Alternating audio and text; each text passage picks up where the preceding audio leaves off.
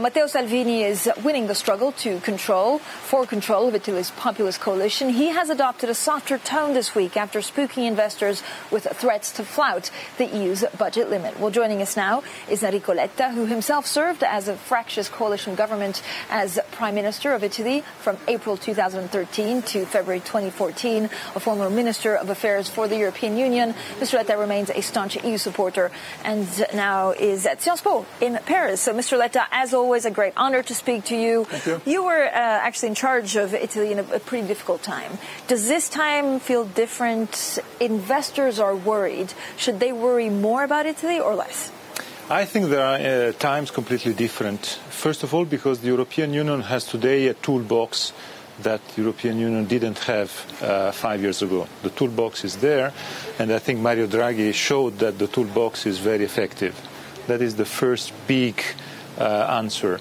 It is true that there's another difference with 5 or 10 years ago. The difference is that there's less support to the European project, not only in Italy but also in the rest of Europe. So we have the toolbox, but the European institutions, they have to manage very carefully this toolbox. So it's a mixed feeling. Do you believe the markets, and actually more specifically the spread, lo spread, that people talk about, frankly, in cafes between Italian 10-year yields and German bonds will actually keep this government in check from preventing it from doing some of the promises that they offered in the campaign? Oh, you know, the spread is always very important because the spread is not only a figure. Spread is money, is true money with consequences.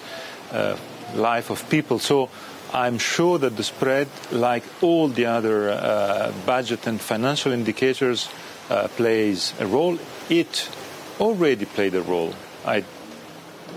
We have not to forget that at the very beginning of the life of this government, in the days of the formation of the government, the spread played a role.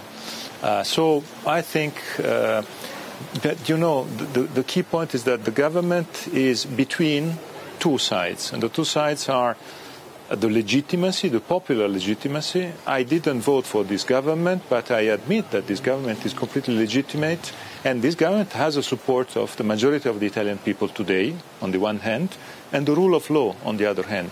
And within the rule of law, there are the European rules that Italy accepted, negotiated, voted, and these European rules are part of this rule of law. So but you can always reject them, right? I mean, we saw Brexit. They also signed a couple of things and then voted for Brexit. It's a long procedure. You have to decide to do it.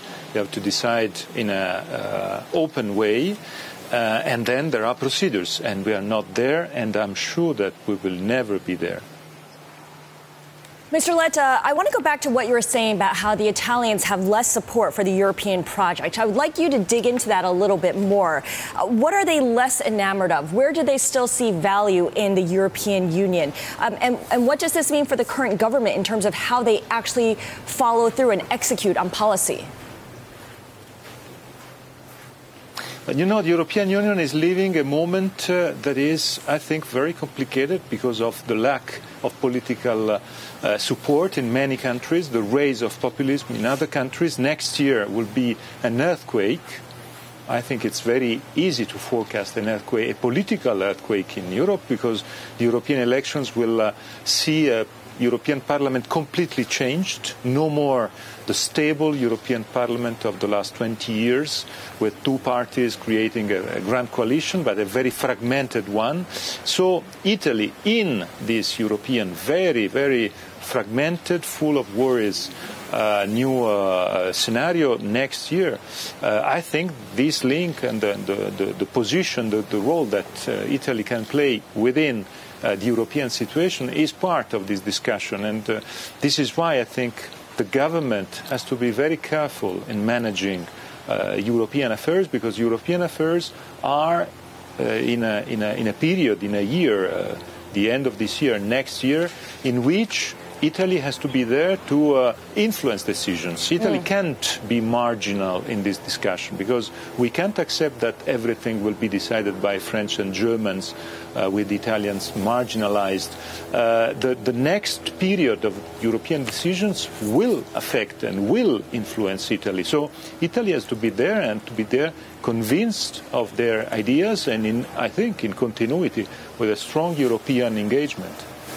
I hear what you're saying, and of course, when you say that Italy needs to be a leader here, what does that mean for other countries? For instance, Spain, which has indicated that it will live within its means and will stick to the budget rules. Well, other countries are today in the European discussion finding all a new, I would say, a new equilibrium, a new political equilibrium. It is clear that something is changing at European level. The last equilibrium, the equilibrium around the funding fathers, the funding countries, is no more there.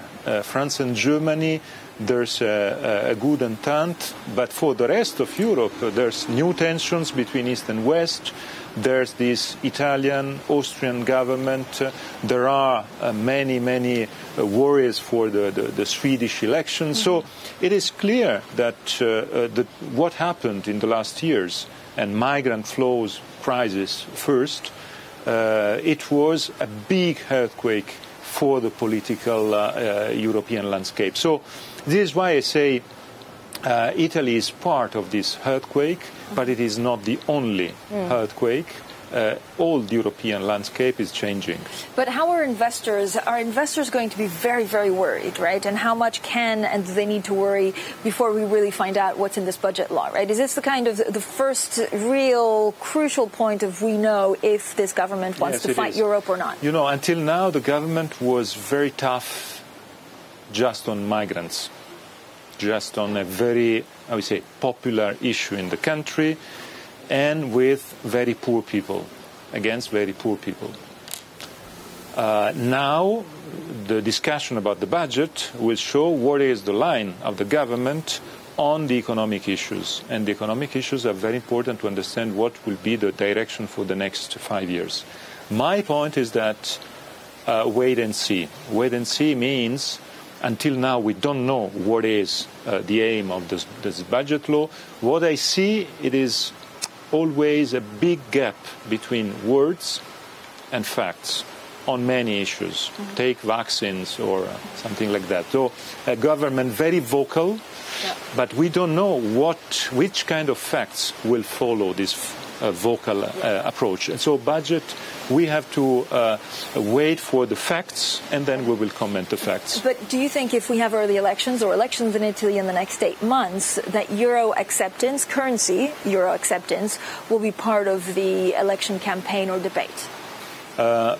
I strongly believe that Italy will not have elections next year because if I'm familiar with our political system for today's situation is not allowed to accept early elections soon because there's a majority in parliament, so there's no reason to have a dissolution of parliament. This government has the support of the parliament, of the people, so they have to show what they want to do.